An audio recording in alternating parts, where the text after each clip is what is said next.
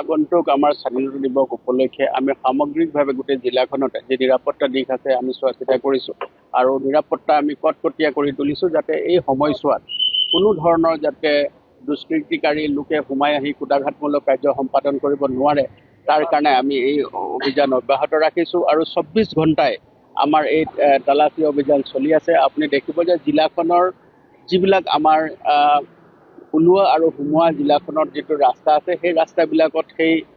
স্থানসমূহত আমি বিশেষভাৱে আৰক্ষীৰ লোক আমি নিয়োজিত কৰিছোঁ আৰু ২৪ ঘণ্টাই তেওঁলোকে এই তালাচী অভিযান চলাই আছে আৰু আমি আশা কৰিছোঁ যে আগন্তুক যি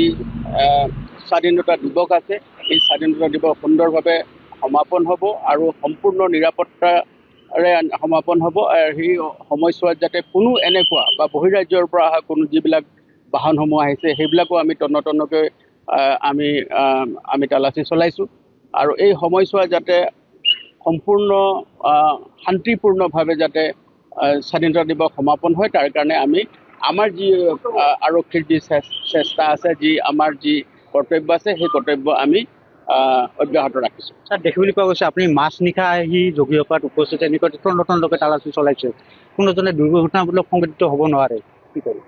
নাই চাওক আমি গোটেই জিলাখনতে ২৪ ঘণ্টাই আমাৰ যি তালাচী অভিযান আমাৰ চলি আছে আৰু এই সময়ছোৱাত আমি যিসকল আমাৰ আৰক্ষীৰ যিখিনি ৰাজপত্ৰিত বিষয়া আছে তেওঁলোকো গোটেই জিলাখনতে বিভিন্ন অঞ্চলত তেওঁলোকে ঘূৰি আছে আৰু আমি সেইকাৰণে আমি আশা কৰিছোঁ যে আমাৰ যি আৰক্ষীৰ যি কৰ্তব্য আছে আৰু কৰ্তব্য নিষ্ঠা সহকাৰে আমি কৰ্তব্য কৰি এই যি আমাৰ যি গণতন্ত্ৰৰ এটা উৎসৱ আছে স্বাধীনতা দিৱস আছে সেই স্বাধীনতা দিৱস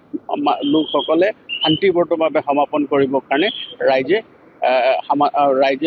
শান্তিপূৰ্ণভাৱে সমাধান হ'ব আৰু ৰাইজে শান্তিপূৰ্ণভাৱে এই যি গণতন্ত্ৰৰ উৎসৱ আছে উৎসৱটো তেওঁলোকে